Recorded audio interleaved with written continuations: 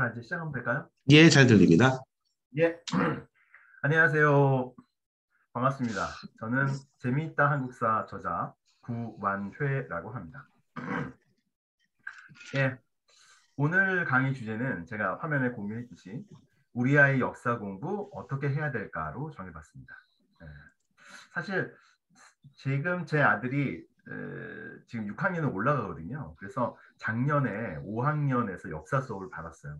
그래갖고 우리 아이 역사 공부 어떻게 해야 될까라는 질문은 사실은 제 자신이 작년 한 해 동안 고민하고 아이와 함께 좀 책들을 읽으면서 생각했던 주제이기도 합니다. 앞으로 한 30분 혹은 40분 정도 여러분들과 같이 제가 고민했던 내용을 좀 나누면서 이야기들을 펼쳐나가도록 하겠습니다. 중간에 혹시 질문 있으신 분들은 채팅창에 올려주시면 제가 모아놨다가 한꺼번에 하든지 아니면 그때그때 필요하면은 거기에 대해서 답변을 하겠습니다. 그리고 강연 마치고 짧은 시간이지만 또 질문할 시간을 갖도록 하니까 예, 그렇게 해서 질문이 있으신 분들은 질문해 주시면 제가 아는 대로 답변을 해드리도록 하겠습니다. 자, 제 소개를 잠깐만 더 드릴게요. 저는 재미있다 한국사라는 책을 썼고요. 주로 어린이와 청소년에 대한 역사와 여행에 대한 책을 쓰고 있습니다. 네. 옆에 있는 캐릭터는 어떻게 저 닮았는지 모르겠습니다. 제가 되게 좋아하는 캐릭터인데 예, 재미있다 한국사 책에 나오는 제 캐릭터입니다. 예. 네, 옆에 있는 책들은 제가 쓴 책들인데요. 그 중에 사실 제가 제일 처음에 쓴 책은 감사합니다. 실물이 더 잘생기셨다는 예, 채팅창에 지금 올라왔는데 자, 제가 쓴 책들입니다. 근데 제가 제일 처음에 쓴 책이 제일 왼쪽 위에 있는 크레이지 허니문 604라는 책입니다. 사실 저는 대학에서 역사를 전공을 했고요. 서울대 국사학과를 나왔고 그리고 잡지 기자를 했어요. 잡지에서는 제가 여행 좋아해서 여행 기자를 했습니다. 근데 아무래도 여행을 좀 일로 다니다 보니까 이게 좀 너무 여행을 좀 제대로 놀러 다니고 싶다는 생각이 많이 들어서 결혼과 함께 직장을 좀 그만두고 20개월 동안 세계 여행을 갔습니다. 일종의 신혼여행 세계 일주죠. 예, 나름의 로망을 제가 한번 버킷리스트 중에 하나였는데 그거를 실현할 기회가 있었습니다. 하여튼 그래서 다녀보니까 역사가 제가 좋아하기도 했지만 여행에서 만난 역사는 엄청 재미있고 그리고 너무 대학에서 너무 어렵게 배우던 역사랑 또 다르고 중고등학교 때 외우던 역사랑 또 달랐습니다. 그래서 들어와서 사실 제가 여행책 만드는 일을 하면서 사실은 그 대안학교에 일주일에 한 번씩 역사와 여행에 대한 자원봉사 수업을 했어요. 그러면서 제가 이렇게 책들을 쓰게 됐는데 사실은 제가 그때만 하더라도 책을 역사에 대한 책을 쓰겠다는 생각은 크게 없었습니다. 근데 제가 결정적으로 어린이 역사책, 청소년 역사책을 써야겠다라는 생각이 든 계기가 사실은 있습니다. 어떤 계기냐면 제가 첫 번째 쓴 어린이 역사책, 이건 사실은 학부모들을 위한 역사책이었는데요. 이 책을 쓰게 된 계기가 제가 출판사에 다니면서 그래도 관심이 있으니까 박물관이나 아니면은 이런 역사적 현장들, 유적들 이런 것들을 가끔 찾아다녔는데 진짜 국립중앙박물관에 간 적이 있었습니다. 네, 국립중앙박물관에 가서 이렇게 둘러보면서 새로운 전시나 이런 것들을 보고 있었는데 부모님, 그러니까 어머님이랑 딸이 왔더라고요. 딸이 한 초등학교 한 4, 5학년? 한 5학년쯤 됐겠죠. 보통 역사 공부를 처음 수업 시간에 시작하는 게 5학년이니까. 그래서 5학년에서 둘이서 와서 이제 그 유물을 보면서 있었는데 그 애가 그 노트를 꺼내가지고 그 유물 옆에 있는 안내판을 막 적고 있더라고요. 그때가 사실 방학이었습니다. 방학 끝물이었는데. 그래갖고 야, 참 이 훌륭한 분들이 와서 이렇게 되게 살아있는 역사 교육을 시키는구나 이런 생각을 들면서 옆에서 좀 보고 있었는데 분위기가 좀 싸한 거예요. 그러면서 이 뭔가 애는 좀 주눅 들어 있고 어머니는 뭔가 약간 화가 난 듯한 그런 모습이었습니다. 네. 그런데 애가 이렇게 쓰고 있다가 어머니한테 뭔가를 물어봤거든요. 그랬더니 어머니가 그 물어본 거에 질문에 대답하는 대신에 애한테 짜증을 확 내면서 너 지금 이것도 하고 저것도 하고 저것도 해야 되니까 지금 빨리 쓰고 이거 끝내야 된다고 그런 식으로 말씀을 하시더라고요. 예. 그러니까 사실 알고 봤더니 아이가 방학 숙제로 박물관이나 이런 데 가는 숙제가 있었나 봐요. 그런 숙제들을 하는데 그거를 안내판을 적는 걸로 숙제에 어떤 숙제를 하는 거를 대신하기로 했는데 거기에 대해서 질문이 있어서 했는데 어머니가 애가 마지막까지 숙제를 미루고 있다가 한꺼번에 하니까 좀 짜증이 나셨나 보죠. 사실은 그렇지 않아도 안내판에 유물을 설명하거나 역사를 설명하는 거는 어른들이 읽어도 좀 어렵죠. 그런데 아이가 그걸 읽기는 어렵습니다. 그런데 어머니가 좋게 그런 박물관이나 역사 현장에 아이를 데리고 가는 건 되게 좋은 거거든요. 그런데 그 아이가 거기에서 안내판을 보면서 혹은 그거를 다니면서 역사를 재미있게 보는 것이 아니라 역사를 하나의 숙제로 그리고 역사를 되게 부담으로 받아들인다면 그건 사실 안 하니만 못하고 되게 역효과가 나는 거거든요. 사실은 그때 그러면 오는 친구들한테 문화유적 안내판에 있는 내용을 좀 쉽게 설명하겠다는 생각을 가지고 이 책을 쓰게 되었습니다. 사실 그래서 이게 제가 처음으로 쓰게 된 어린이 청소년 관련 역사책이었고요. 좀 운이 좋게도 이 책이 경기도 교육청의 수행평가 도서로 선정이 되면서 제가 그 학교들이나 도서관들에 강의를 나가고 여러 가지 일들을 하게 되면서 사실은 출판사를 그만두고 전문 작가로 나서게 되었습니다. 이 책이 2011년에 나왔는데 이제 11년쯤 됐네요. 네, 하여튼 이 책이 제게 각별한 책이고 제가 어린이 청소년 관련 역사책을 쓰는데 계기가 되었던 책이었습니다. 사실은 제가 그런 책을 쓰게 된 계기가 또 하나가 있습니다.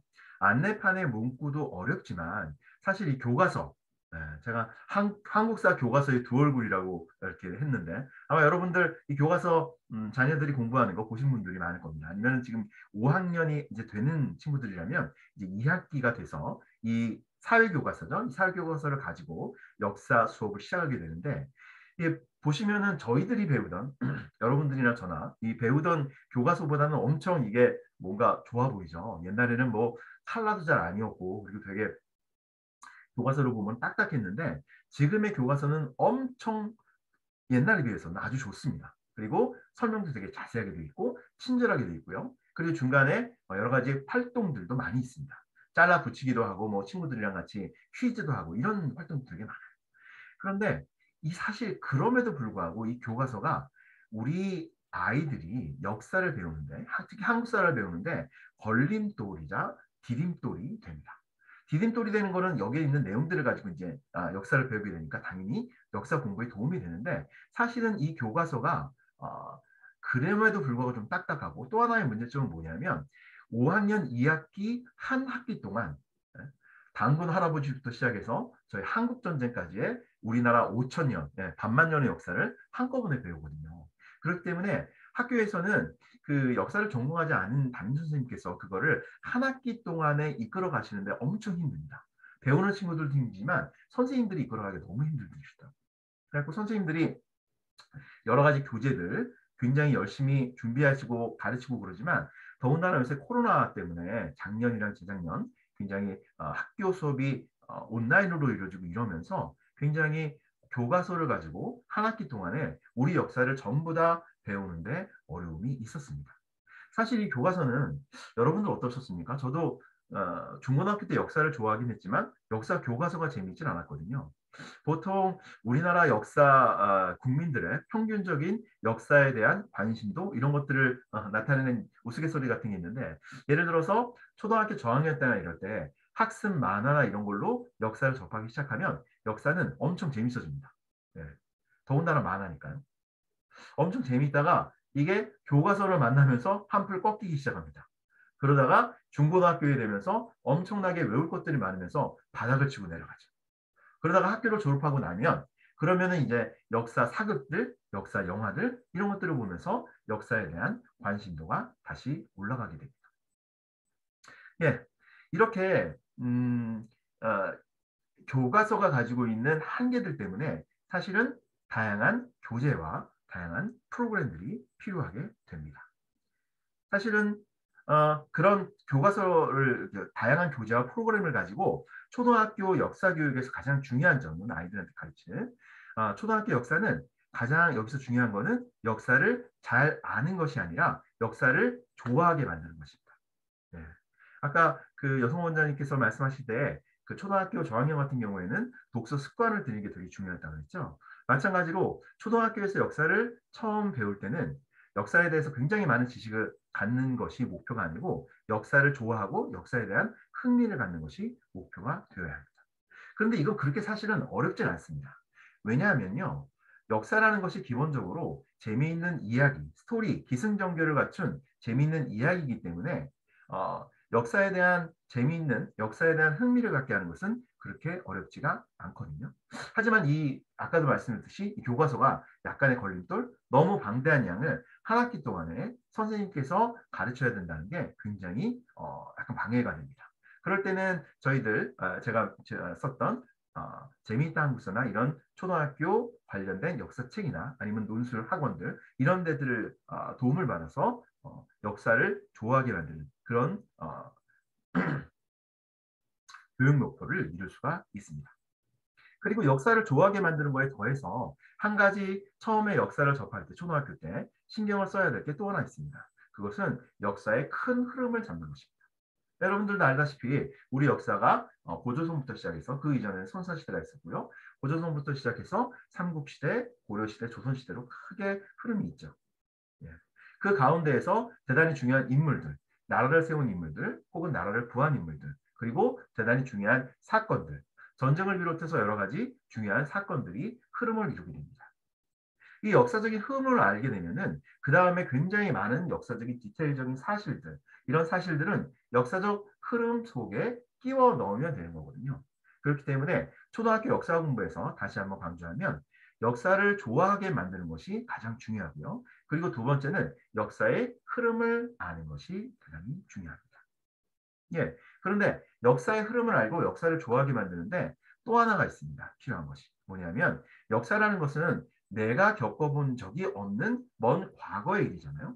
그래서 그 과거의 일을 흥미를 갖고 그리고 흐름을 머릿속에 집어넣기 위해서는 재미와 실감 있게, 재미나고 실감나게 배우는 것이 중요합니다. 재미와 실감을 주기 위해서는 사실은 감정이입과 추체험이라고 그러는데요. 감정이입이라는 것은 뭐냐면 먼 과거의 역사를 내 것으로 만들기 위해 공감적 이해를 하는 것입니다. 그러니까 내가 역사적 인물이 되어보거나 역사적 현장으로 들어가는 거죠. 그렇게 역사적 인물이 되어보거나 역사적 현장에 들어가서 보는 경험을 통해서 역사를 실감나게 그리고 재미있게 그렇게 배울 수가 있는 겁니다. 그러면 자연스럽게 역사를 되게 흥미있고 좋아하게 되고요. 그리고 역사의 큰 흐름들이 머릿속에 들어가게 됩니다. 그래서 제 책을 잠깐 소개해드리면 재미있다 한국사 이제 여러분들 정근대사를 마치고 이제 근현대사로 들어간다고 얘기 들었는데요. 재미있다 한국사가 6권짜리였는데 사실은 재미있다 한국사를 쓰면서 그 부분을 가장 신경을 많이 썼습니다. 예, 이 구성이 어떻게 되는지 혹시 보신 분들도 있겠지만 보면은 여기 보면은 제일 위에 4.19 혁명에 대한 이야기가 나오거든요. 이제 근현대사로 들어가면 4.19 혁명에 대한 이야기를 다룰 텐데요. 4.19 혁명에 대한 이야기의 시작은 국립 4.19 민주묘역에서 시작합니다. 예, 수유리에 있는 건데요. 여기에서 진짜 그 상황을 둘러보면서 거기에 있는 유물들, 거기에 있는 요소들, 묘비명들 이런 것들을 보면서 4.19 혁명에 대한 설명을 시작하는 걸로 책의 컨셉을 잡고 있습니다. 그래서 그렇게 설명을 하면서 교과서에 있는 내용들을 끄집어내서 거기서 연결시켜서 이야기를 하는 것으로 책을 구성을 했습니다. 그리고 하나의 장이 끝날 때는 그 장 말미에 실질적으로 가서 볼만한 장소들을 제가 소개를 따로 하고 있습니다. 예, 밑에 부분이 그런 부분인데요. 여기 밑에 부분은 창덕궁의 후원을 제가 설명하고 있습니다. 창덕궁은 중간중간에 나오거든요. 조선시대의 역사를 설명하면서 창덕궁에서 이루어진 중요한 사건들을 설명할 기회가 있는데 그 책 본문에서는 거기에서 제가 이야기를 하는 것처럼 본문 구성을 했고요. 그리고 책 말미, 각 장이 끝나는 말미에는 실질적으로 부모님과 같이 가서 봐야 될 포인트들 그리고 거기에 대해서 어떻게 거기에 역사와 연결이 되어 있는가에 대해서 설명하고 있습니다. 그러니까 이 논술학원에서 CNA 논술학원에서 이 책을 보면서 선생님들과 토론과 논술을 통해서 그 역사적 내용을 배웠다면 그렇다면은 부모님들과는 주말에 혹은 시간이 날 때 여기에 나오는 역사 장소들에 가서 이 내용들을 한번 보고 확인하고 그렇게 진행을 하면은 역사에 대한 흥미와 그리고 역사의 흐름을 잡는데 부족함이 없을 거라고 생각이 듭니다. 자, 그러면 일단은 초등학교 때의 기초는 재미있고 실감나는 역사 배우기를 통해서 역사의 흥미를 갖고 역사의 흐름을 잡는 거라고 했죠. 근데 그것만은 아닙니다. 한 걸음 더 들어가서 요게 또 필요합니다. 역사적 사고력. 사실은 역사적 사고력이라는 것은 초등학교 때만이 아니고 초, 중등, 중등 교육까지 역사 교육에서 가장 중요한 것입니다. 역사적 사고력이라는 것은 한마디로 말하면 역사적으로 생각하는 힘입니다. 우리가 역사를 배우는 것은 역사적 사실을 많이 알아가지고 뭐 역사 박사를 만들려는 것이 아니죠. 교과서 속에서 역사를 배우는데 그 역사를 배우는 것을 넘어서서 역사적 상황과 사실에 대해서 비판적으로 생각하고 거기에 대해서 새로운 질문들을 던지고 지금 우리의 문제들의 해답을 찾아가는 능력을 기르는 것이 바로 역사적 사고력을 키우는 것입니다. 그래서 영국의 역사가 베로니카 웨지우드라는 영국의 역사가가 있는데요. 이분은 그렇게 얘기를 했습니다. 뭐냐면 역사라는 것은 기억하는 것이 아니고 생각하는 것이다. 예. 아이들에게 역사는 암기하는 것이 아니고 역사는 생각하는 것이어야 합니다. 예를 들어 이런 겁니다. 질문을 던지는 게 되게 중요한데요. 질문을 던지는 게. 조선시대에 질문을 던지면 조선은 왜 망했냐라는 질문을 던질 수가 있습니다. 여러 가지 이야기가 있겠죠. 예를 들어서 조선은 당파 싸움이 심해서 조선의 마지막 왕이었던 물론 제일 마지막 왕은 아닌데 조선이 몰락하는데 결정적인 시기를 보냈던 고종이 무능해서 혹은 백성들의 어떤 그 성향이나 이런 것들이 대단히 나태해서 이렇게 질문에 대한 대답을 할 수가 있습니다. 그렇다면 어떻게 연결이 되죠? 조선은 왜 망했나? 그렇기 때문에 일본이 일제가 조선을 식민지로 만드는 것은 당연하다라는 대답이 나오죠. 실제로 이 질문은 일제강점기 혹은 그 시기를 전후해서 일본의 역사학자들이 던졌던 질문이고 일본의 역사학자들이 답을 했던 내용입니다. 그런데 질문을 바꿔볼까요? 질문을 조선은 왜 망했을까가 아니고 조선은 어떻게 500년 이상이나 지속되었을까라는 질문으로 바꿀 수도 있습니다. 자, 우리나라 정근대, 우리나라를 비롯해서 동아시아 혹은 서양의 여러 나라 중에서 500년 이상 지속된 나라들 혹시 기억나는 거 있으세요? 아마 잘 떠오르지 않으실 겁니다. 예, 저도 잘 모르겠습니다. 왜냐하면 정근대 국가들 중에서 500년 이상 지속된 나라들이 굉장히 드물거든요. 엄청나게 드뭅니다. 예. 그러면 조선은 왜 500년 이상 지속되었을까라고 질문을 던지면 거기에 대해서는 여러 가지 것들이 있을 수가 있습니다. 조선의 선비 정신이 있을 수도 있고요. 그리고 혹자는 조선의 기록 정신을 꼽기도 합니다. 예를 들어서 조선왕조실록, 유네스코 세계유산으로 등재되어 있는 조선왕조실록 같은 경우에 500년 이상 철저하게 기록을 하고 그 기록에 근거해서 반성을 하고 그 기록을 수시로 살펴보면서 정치를 했던 나라는 흔하지 않거든요. 그렇기 때문에 질문을 어떻게 던지는가, 그리고 그 질문에 대해서 어떤 답을 찾아나가는가가 역사에 대한 새로운 질문과 대답을 형성을 하고요. 그것이 바로 역사적 사고력이고 우리 아이들이 역사를 배우는데 가장 중요한 목표이기도 합니다. 그러면 이런 거 초등학생들이 하기엔 좀 너무 어렵지 않을까요? 라는 생각을 하실 수도 있는데요. 혼자 하기는 물론 쉽지 않습니다. 하지만 친구들과 함께 그리고 선생님의 도움을 받아서 하면 여러 가지 방법을 통해서 이러한 역사적 사고력을 키우는 수업들을 받을 수가 있습니다.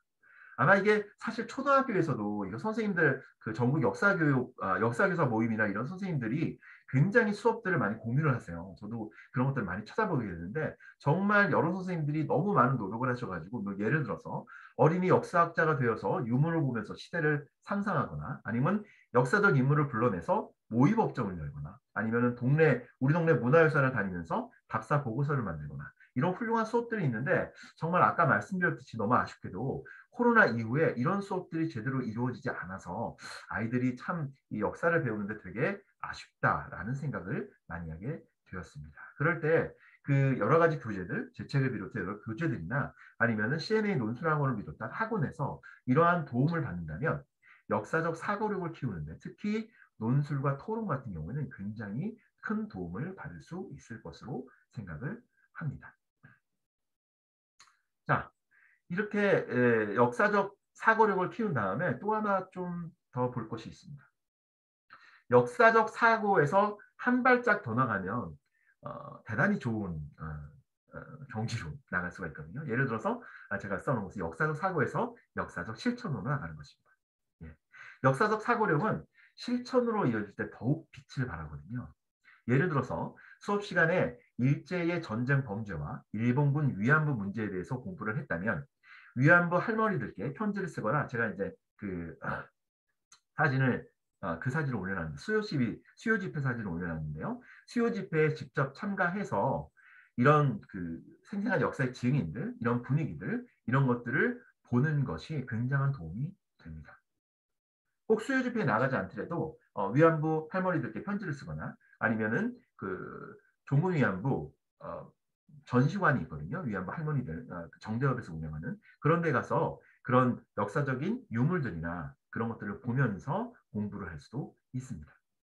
그런데 사실은 여기서 조금 더 생각을 해보면 어, 일본군의 전쟁 범죄에 의해서 위안부들이 피해를 받았는데 사실은 전쟁 범죄는 일제만 저지른 것이 아니거든요. 예를 들어서 한국전쟁 때 미군이 저지른 전쟁 범죄도 있습니다. 또 한 가지는 우리나라가 베트남 전쟁에 참전해서 민간인들에 대해서 전쟁 범죄를 저지른 것도 분명히 있습니다. 그렇다 그래서 뭐 그 전쟁 자체를 부정하기보다는 그런 전쟁은 기본적으로 비극이고 전쟁 때 군인들에 의해서 혹은 정부에 의해서 그런 민간인들에 대한 그런 범죄들이 저질러진다는 것을 알고 제가 사실은 그래서 위에 사진을 올려놓은 것은 아래에는 수요 집회 사진이고요. 위에 사진은 오른쪽에는 위에 사진 오른쪽에 계신 분은 그 위안부 할머니고요. 그리고 왼쪽에 있는 분은 베트남 분입니다. 한국군이 저질렀던 대표적인 베트남 그 민간인 학살 사건의 생존자이십니다.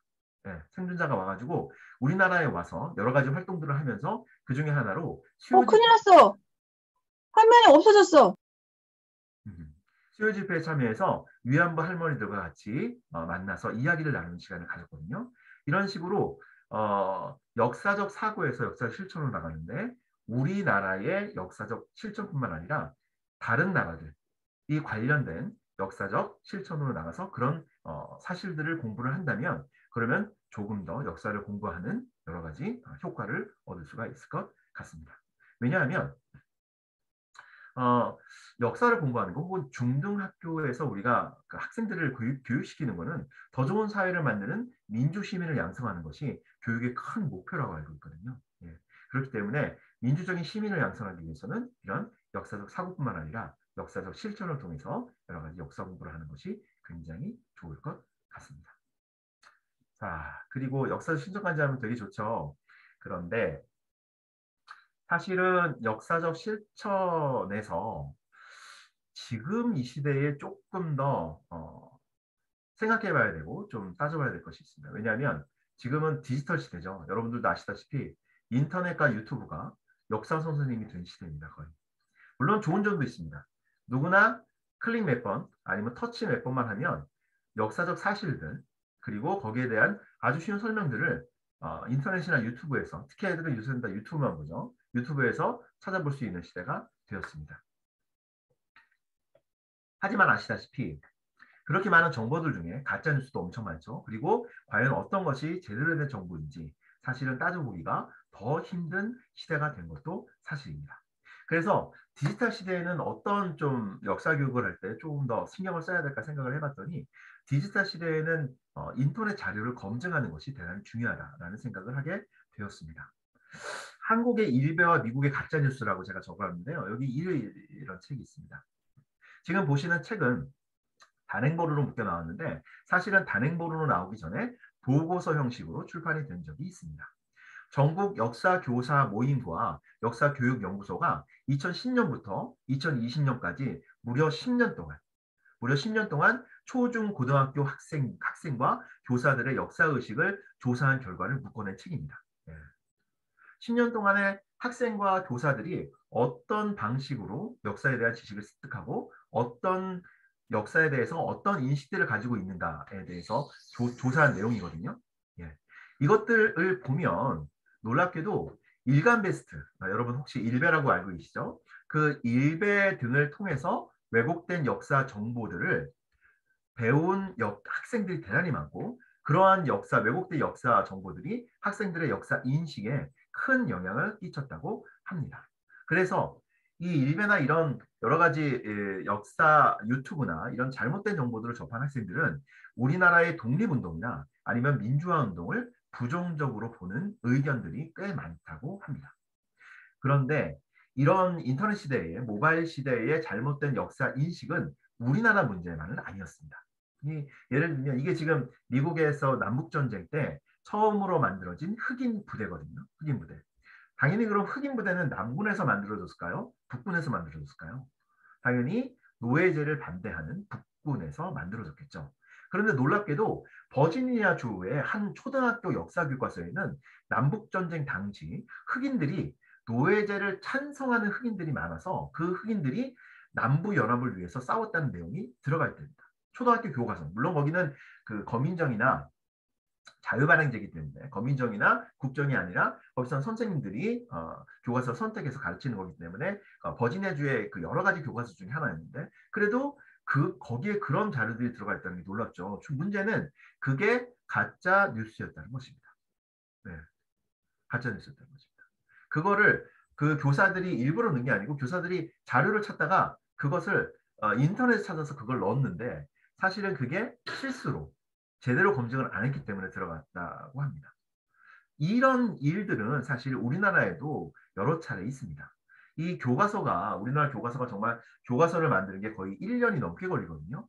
어마어마한 전문가들이 투여가 되고 그리고 그 사람들이 여러 번의 교차 검증을 통해서 교과서를 만듦에도 불구하고 사실은 우리 교과서에도 이렇게 틀린 내용들, 인터넷에서 나온 내용들이 들어가는 경우가 꽤 많습니다. 예. 이게 참 아쉬운 거긴 한데 그런 경우가 많습니다. 그래서 인터넷에 있는 정보들을 비판적으로 검증하는 그런 작업들, 그런 연습들을 우리 아이들도 지금부터 하는 것이 좋습니다. 예. 인터넷에 대한 자료를 검증하는 방식은 기존에 있었던 전통적인 사료 비판이라는 작업을 거치면 됩니다. 이 사료 비판이라는 건 뭐냐면 사료 비판들은 역사학자들이 기본적으로 역사 소설을 할 때 거치는 과정이거든요. 사료를 대해서 두 가지 비판을 합니다. 하나는 그 사료가 진짜인지 아닌지, 누군가 후대에 만들어서 조작한 것은 아닌지를 검증을 합니다. 이게 첫 번째 비판이고요. 두 번째는 진짜라면 그렇다면 거기에 있는 내용들은 사실인지 아닌지. 이거는 어떠한 역사책이나 어떠한 역사 자료에도 모든 것들이 그 당시의 역사를 객관적으로 혹은 그 당시의 팩트들을 진짜 모든 팩트가 역사적으로 맞게 들어가 있는 경우는 굉장히 드뭅니다. 그렇기 때문에 두 가지 비판을 해서 그래서 이 책이 진짜인지 가짜인지 먼저 혹은 이런 자료가 진짜인지 가짜인지 판별을 하고 그리고 거기에 있는 나온 내용들을 또 판별을 하는 거거든요. 예를 들면은 이제 사료 자체가 진짜인지 가짜인지에 휩싸였던 것은 환단곡이라는 이 고대사를 다룬 책이나 혹은 파란색이라는 그런 책들인데 그런 것들은 전문 역사학자들이 미소로 판결, 그러니까 후대에 만들어낸 척으로 그렇게 결론을 내렸죠. 그런데 우리가 당연히 우리나라에서 가장 오래된 역사책이고 굉장한 권위를 가지고 있는 삼국사기나 삼국유사의 내용도 사실은 그 중에 일부는 역사적 사실과는 다르다라고 역사학자들은 판단하고 있습니다. 예를 들면 가장 대표적인 게 삼국사기에 보면 삼국의 건국 순서가 신라가 제일 먼저 건국을 하고 그리고 고구려, 백제의 순으로 되어 있는데 여러 가지 다른 자료들 혹은 고고학적인 자료를 통하면 고구려가 가장 먼저 건국이 되고 그리고 백제와 신라의 순으로 건국이 됐다는 것이 역사학계의 정설입니다. 그러면 여기서 또 한 가지를 좀 파악해야 됩니다. 그러면 왜 삼국사기를 편찬한 김부식은 왜 신라를 가장 먼저 건국했다고 썼는가? 여기에 대해서는 그 사료를 만든 혹은 역사적 자료를 만든 사람의 의도를 파악을 해야 되거든요. 그렇기 때문에 대부분의 역사학자들은 김부식이 고려가 신라의 뒤를 잇는 나라라고 신라의 정통성을 인정했기 때문에 그렇기 때문에 신라를 가장 먼저 건국을 했다고 실었다라고 생각을 하고 있습니다. 이것을 그대로 인터넷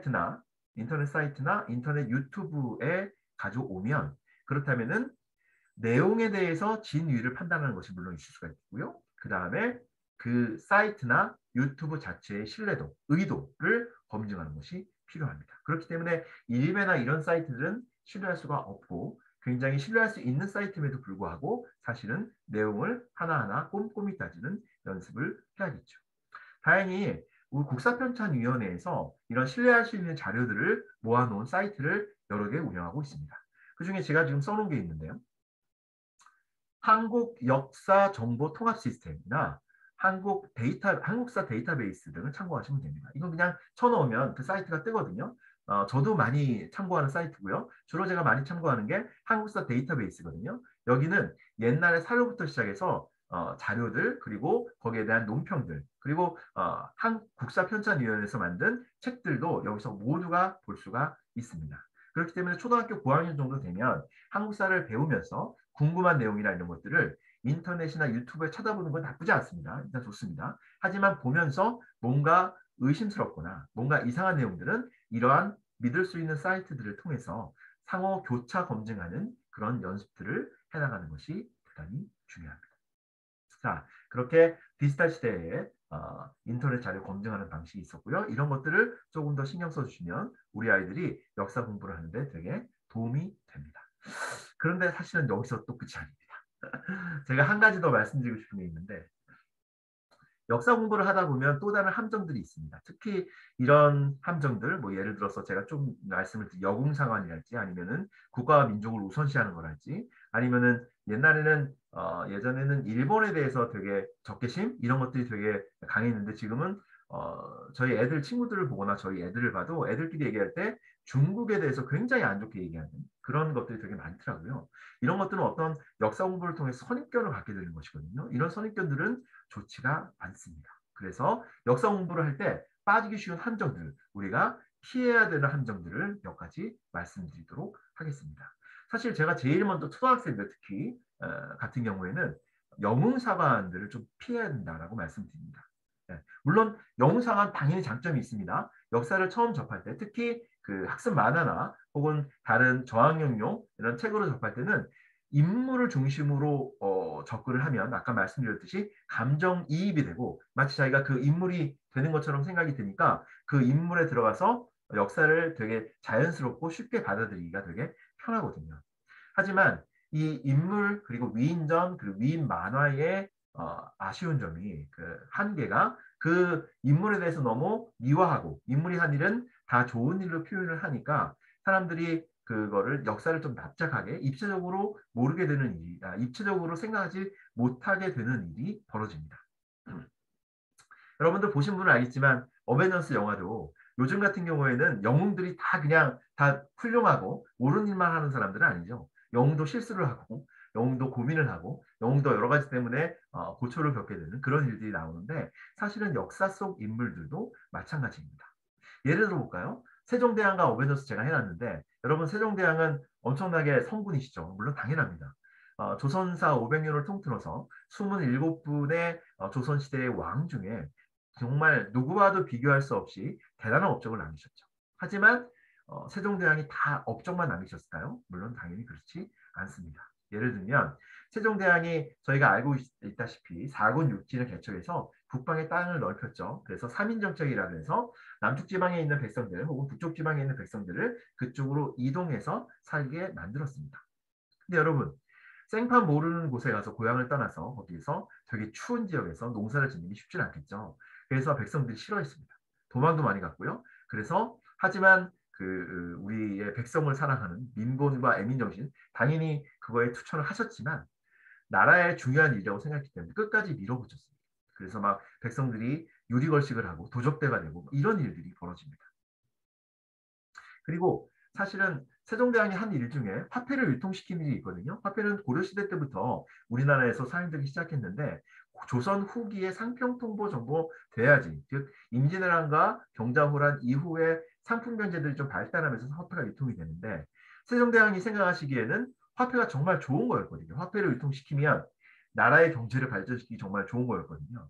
맞습니다. 하지만 백성들과 아직 생산 수준과 유통 수준이 그거에 못 쫓아갔죠.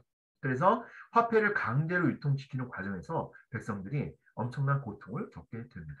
또한 명나라의 조공을 바치는 경우에도 명나라의 조공을 바치면서 백성들이 굉장히 큰 고통을 겪게 되죠. 그래서 실록에 보면 세종대왕 때도 도처에 도적대가 들끓고 그리고 백성들이 고향을 떠나서 유리거식하게 되는 일들이 벌어지게 됩니다.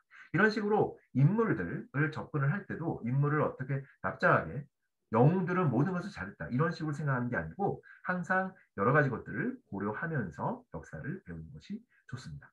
두 번째는 사실 역사는 선악의 대결이 아니다라는 것을 그 아이들이 영웅상안에 빠지는 게 이 선의 화신인 영웅들과 악의 화신인 반동들이 역사에서 싸움을 벌여서 이순신 장군이 마치 일본 놈들을 물리치는 것처럼 이런 식으로 역사를 처음에 접하기 쉽거든요. 그게 나쁜 건 아닙니다. 하지만 거기에서 조금씩 한 걸음씩 더 나아가야 합니다.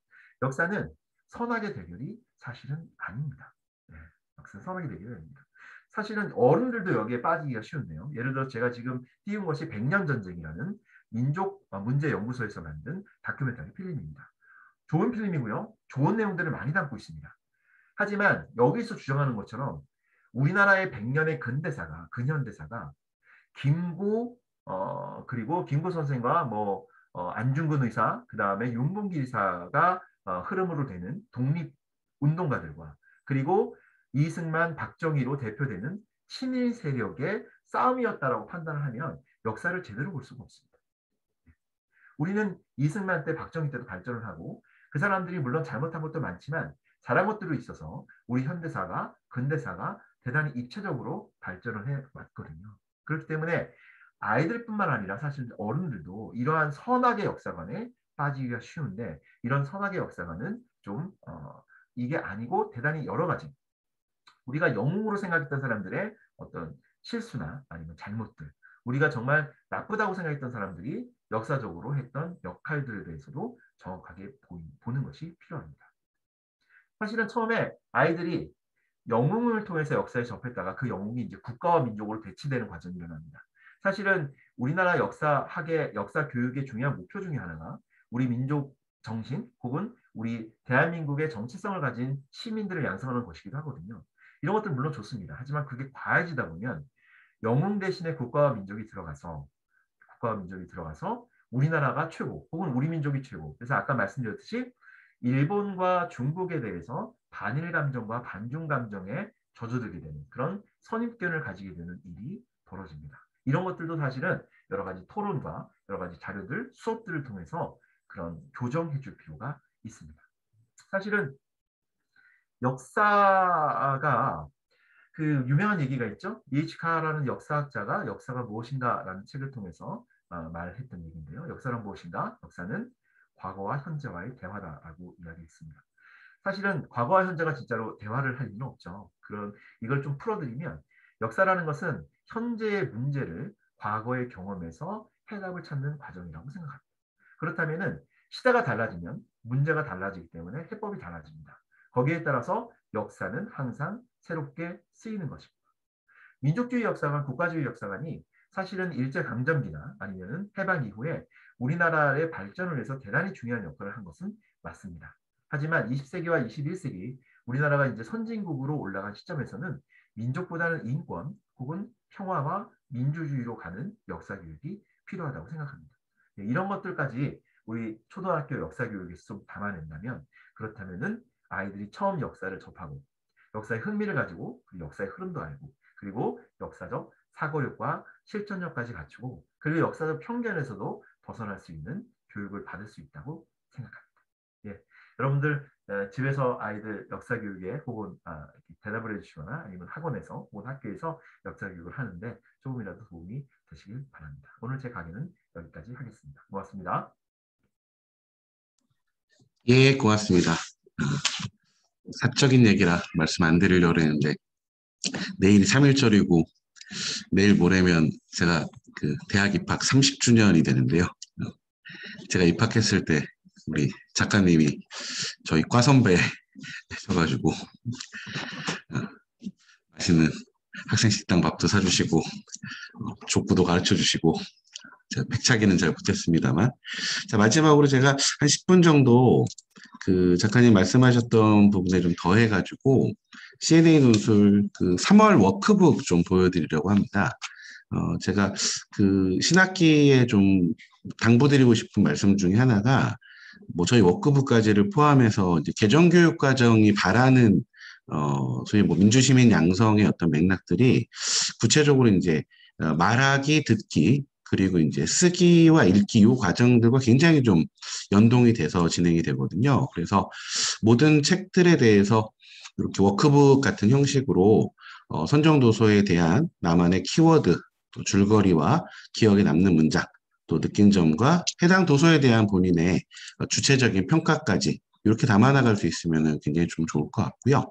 또 워크북 내용에서 해당 책의 좀 더 구체적인 내용들을 확인해 나가면서 요즘 뭐 독해력, 뭐 문해력 많이 얘기하는데 본인이 생소하다고 생각되는 영역의 글들을 정확히 사실관계를 파악해 나가는 독서, 독해력이 초등 고학년에서는 굉장히 좀 점검될 필요가 있습니다.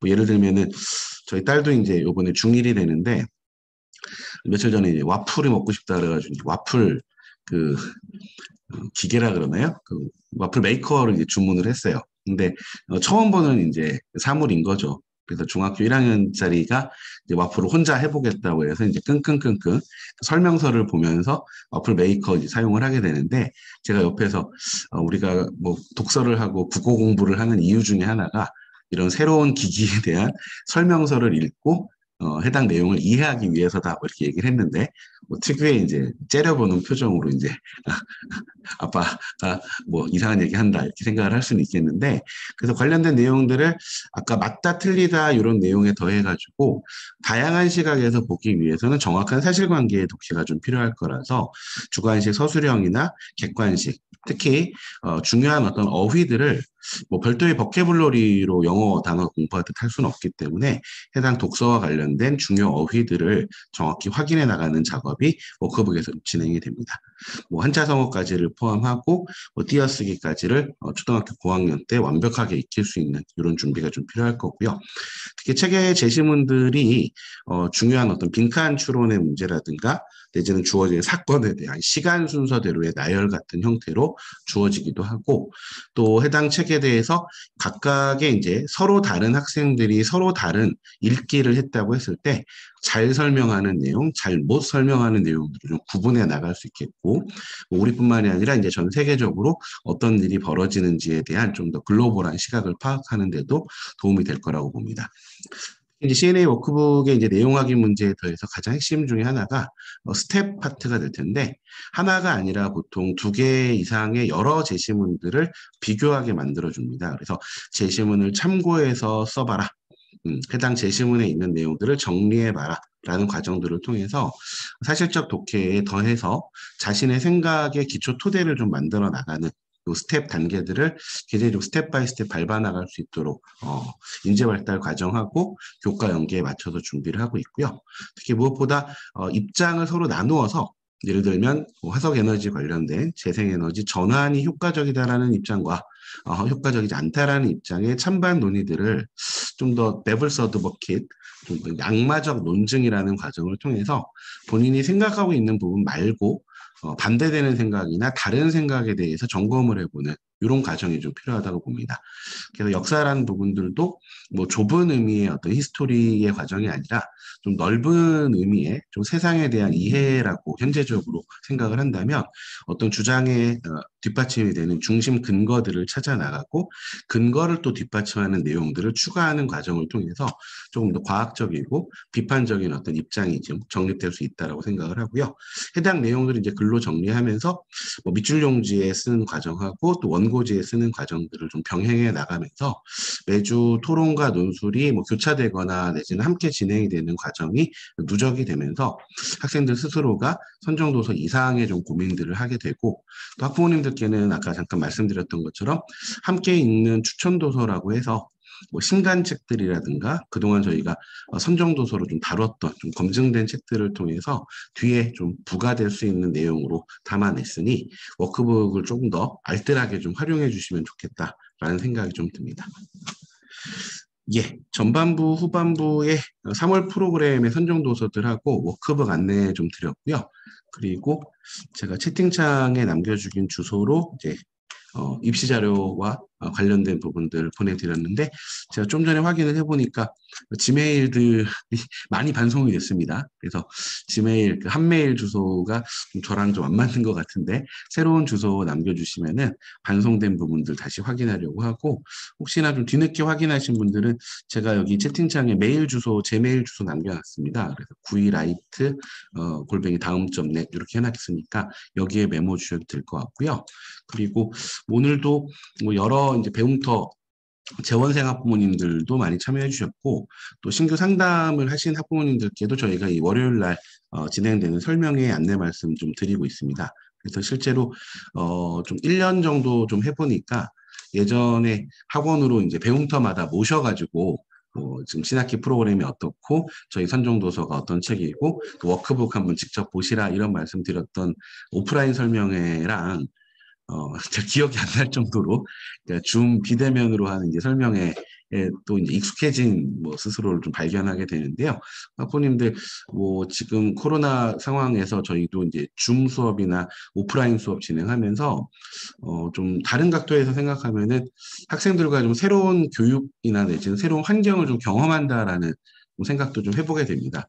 대치 같은 경우에 요즘 이제 몇몇 선생님들이 뭐 줌으로 했다가 현장 수업으로 했다가 이런 부분들 조금 번거롭기도 하니까 이제 소위 이원 수업을 진행하는 선생님들이 있습니다. 그래서 좀 안전 문제 때문에 뭐 특히 자가격리 워낙 좀 많으니까요. 그래서 재택으로 줌으로 접속한 친구들을 이제 대형 화면으로 함께 하고 또 학원에 온 친구들 안전하게 이제 거리두기 하고서 마스크 쓰고 하면은 학원에 온 친구들과 화면상에 보이는 그 비대면 친구들이 같이 이제 수업을 하거든요. 그럼 선생님이 앞에서 진행하는 내용들이 뭐 직접적으로 오프라인으로도 내지는 간접적으로 온라인으로도 함께 실시간 공유가 되면서 학원에 와서 쓰면은 바로 대면 첨삭을 해서 글을 수정하고 또 비대면일 경우에는 화면을 통해서 첨삭한다거나 아니면 이메일, 사진을 통해 가지고 첨삭하는 과정을 통해서 처음엔 걱정했지만 독서 토론 논술 첨삭이라는 기본 이 논술 수업의 전격적인 어떤 구도들을 오프라인에서나 온라인에서나 다 같이 좀 지켜나갈 수 있는 이런 수업이어서 좀 다행이다라는 생각을 하고 무엇보다 이제 저희 좀 깨알 같은 자랑을 하자면은 우리 CNA 논술 수업하는 이제 선생님들이 직접 이제 초1부터 중3까지 해당 학년에 대한 교환팀을 구성해서 선정도서에 대한 좀 1년 정도를 내다보는 연구를 좀 진행하고 또 매월 우리 학생들이 지금 받아보는 워크북들이 다 새로 나온 워크북들입니다. 그래서 사실 경제성으로 치면은 좀 비효율적이다라는 평가를 받기도 하는데 한번 이만큼 찍어놔가지고 워크북을 대량 생산하는 시스템이 아니라 좀 더 시의성이라든가 내지는 교육과정 변화라든가 특히 이제 신간도서에 대한 좀 민감함을 가지고서 해당 도서가 정말 좋은 도서일 경우에는 몇 년에 걸쳐서 계속 수업하는 책들도 있지만 뭐 재미있다 한국사 같은 경우요. 근데 이제 선정도서가 뭐 작년에 기후변화 협약 얘기 때 뭐 트럼프 어쩌고 저쩌고 했던 얘기가 이제 바이든 바뀌어야 되는 부분이 분명히 있기 때문에 그래서 책도 좀 리뉴얼을 하고 워크북의 내용들도 좀 더 학생들이 실시간으로 좀 접할 수 있는 그래서 3, 4월 뭐 과학환경 뭐 수업하면서도 최근의 쟁점들을 워크북에서 좀 더 실시간으로 담아낼 수 있을 거고 또 한국사 세계사 수업을 하면서도 저도 어제 이제 중3 수업하고 있는데 학생들이 이제 우크라이나 지금 상황에 대해서 이제 많이 걱정하는 친구들이 있더라고요. 또 한 친구는 어릴 적에 우크라이나에서 살았던 친구가 있어가지고 지금 친구들 거기에 되게 많이 걱정하는 이런 모습들 보이면서 지금 부모님들이나 저희가 살았던 어떤 시대와 분명히 다른 시대를 우리 학생들이 살아가고 있고 살아갈 것이기 때문에 가장 중요한 어떤 미래의 어떤 자산으로서의 독서 논술을 좀 꾸준하게 이어나갈 수 있도록 저희도 좀 노력하겠습니다. 오늘 많은 학부모님들 참석해 주셔서 감사드리고 앞에 좀 놓치신 분들 있으실 것 같아서 기록된 내용들 홈페이지에 정리해서 올릴 수 있도록 하겠습니다. 일단 기록부터 좀 마무리하겠습니다.